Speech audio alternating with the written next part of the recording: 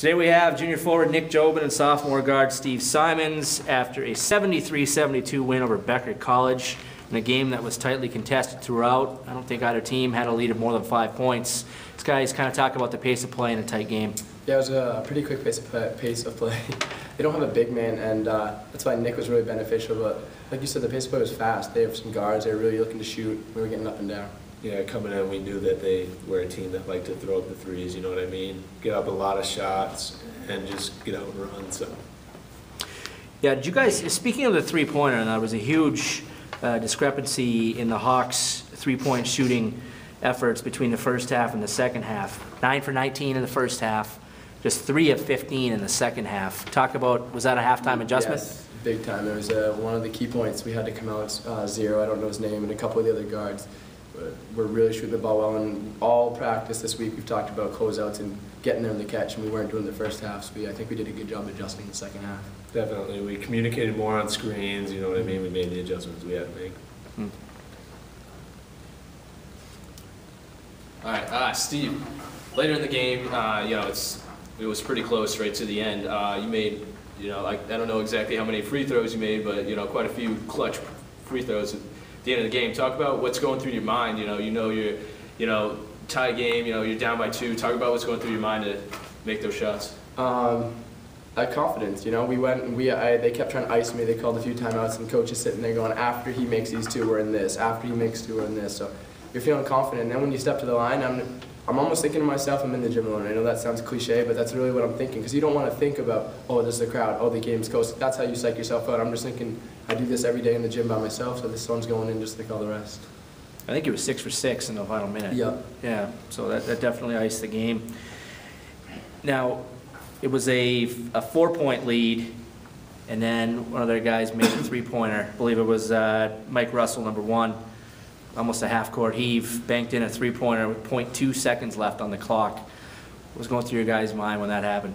First off, I'm glad we didn't foul on the play. Right. And then second of all, 0.2 seconds on the clock, we knew we just had to get a touch on it, you know what I mean? Because at that point, the only way they could win is if we commit an offensive foul or if they get a tip in. Yeah, right. I mean, with 0.2 seconds, you can throw it deep. Either team catches it, it's our game. So we were looking up at that point. That's exactly what you guys did. Threw it deep to Jerome Diggs. Yep.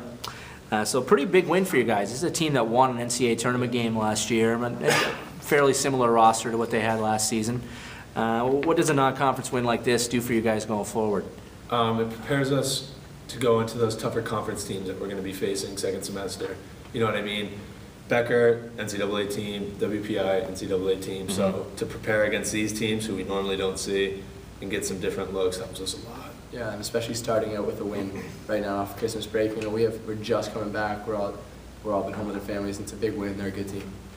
It's kind of a different dynamic for basketball teams at the college level where you do have some time off in the middle of your season. How does that affect your fitness and things like that coming back into playing games right off the bat? I mean, our group understands that we want to do whatever we can to be most successful.